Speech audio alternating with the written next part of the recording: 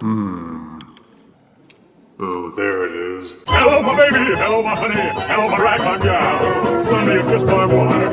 Baby, my heart's on fire! We review Titan's Return, Titan Master Overboard. Obviously made in tribute to Overbite from Generation 1, a mini cassette that worked with Generation 1's Soundwave, which turned into a white and blue mini Tyrannosaur. The box is minimal in nature, with only the art on the front, and a diagram on the back showing where you can stick the Titan Master figure. They didn't even print a bio. You have to go online to look it up at places like HasbroToyShop.com. In this case it says, "Many believe Overboard can unlock incredible powers. He can, but only briefly, and at great cost. When Overboard unites with other bots, he sabotages their systems by pushing them dangerously beyond maximum capacity." So why Overboard wasn't named Overload to replace Overbite is an open question. Speaking of opening, let's open the box and review Overboard properly. And here is Overboard out of box and as a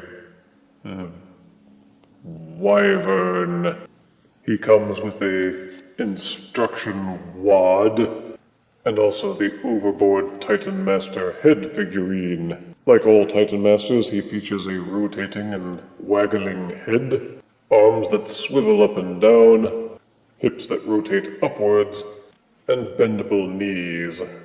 He transforms into a head by turning him upside down and folding his legs so that they are lying against the robot chest. His paint applications seem decent, white with red eyes and the purple highlights. His colors match Overboard's Wyvern body. The Titan Master carrier figurine is simple by design. It's meant to be a conveyance without being a fully fledged transformer. He has little wings that fold in and out on a ball socket and tilt a little bit.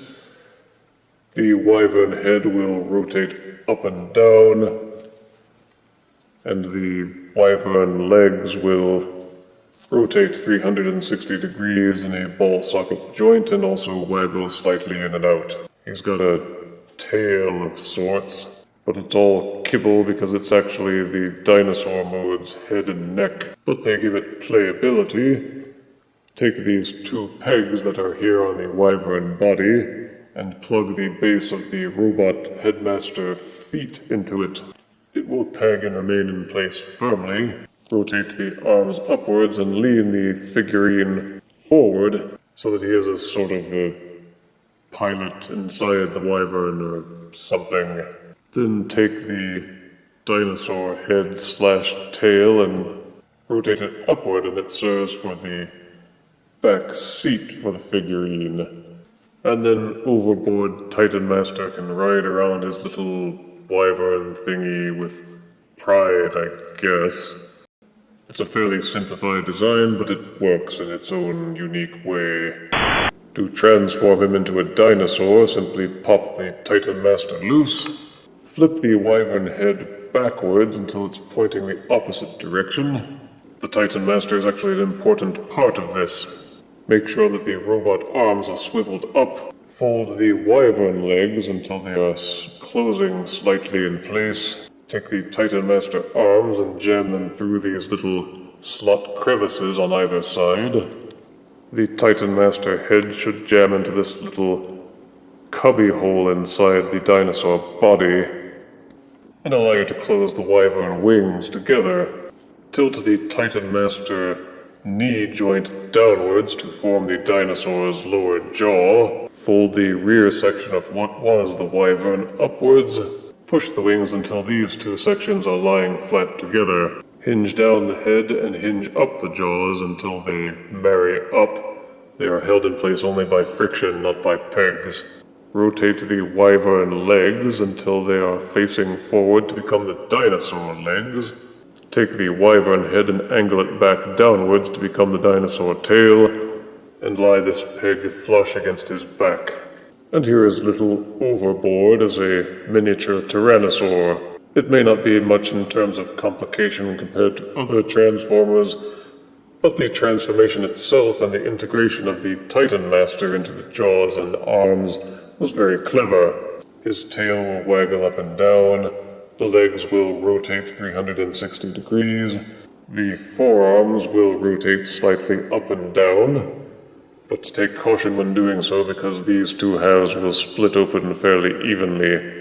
The jaw will waggle up and down, both at the top and the bottom. But those who want to present the illusion that this is a complete head will keep these two fairly close together.